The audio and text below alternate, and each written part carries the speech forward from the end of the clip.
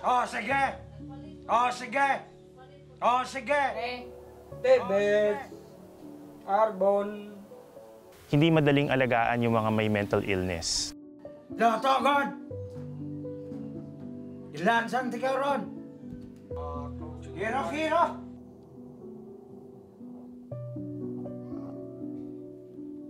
Kaya magtatanong ka rin, ano ba ang pwedeng gawin ng mga kababayan natin na may ganitong nararanasan? Saan sila pwedeng lumapit? At sinong pwedeng tumulong sa kanila?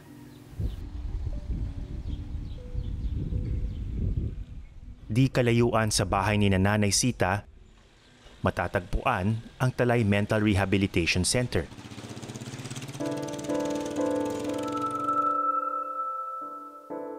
Isang pasilidad para sa mga may sakit sa pag-iisip.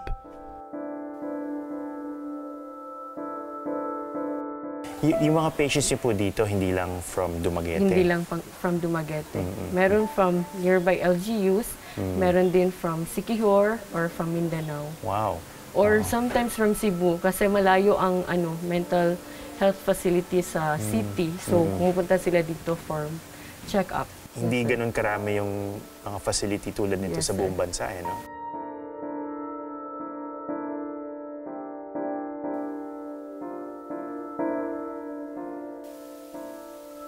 Ano po yung mga cases kung saan i-recommend nyo na mag-stay dito? Pwede silang admit if violent yung patient or nagmamanifest ng ibang behavior like delusion, hallucination. So dapat silang i-admit for rehabilitation and monitoring.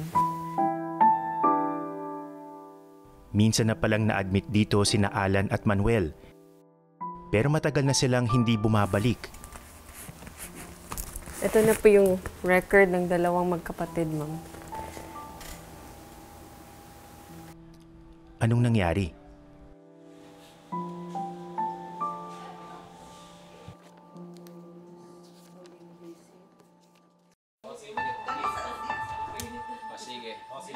Sa records ng ospital ng Talay, unang na-admit si Alan para sa kanyang sakit sa pag-iisip. At makalipas ang 6 na taon, sumunod namang na-admit si Manuel.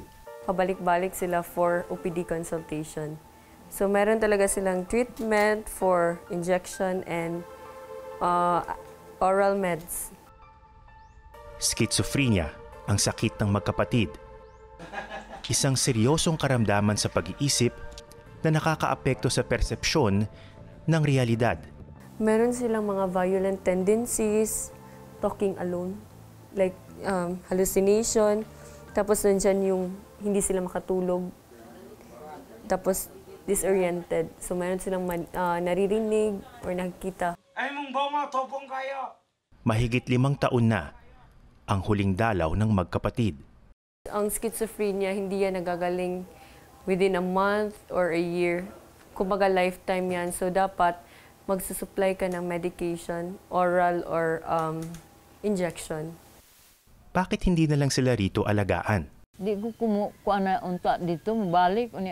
May hindi pala magandang karanasan si Nanay Sita mula sa isang dating empleyado ng center noon. Kapauli mi dire dugay mi kaistala pila ko to gingnan mamikuniya nga saman arira mo dire mamuyo hantod sa kamatay ninyo ani na mo puyo nahigawad ko kun pa nihilak ko dito ding ni pauli dayon mi dire ngayo mi tabang nga sakay mi sakyan pahatod mi dire gilambing na akong buang. Pwede ba silang alagaan dito kung sakaling ibabalik sila? This facility, sir, is open to all, provided that we have bantays or significant other na magbabantay sa kanila. Kung yung kanilang next of kin o yung kanilang significant other ay may sakit din, hindi kayang magbantay ng 24 hours, mahihirapan na magstay dito yung pasyente.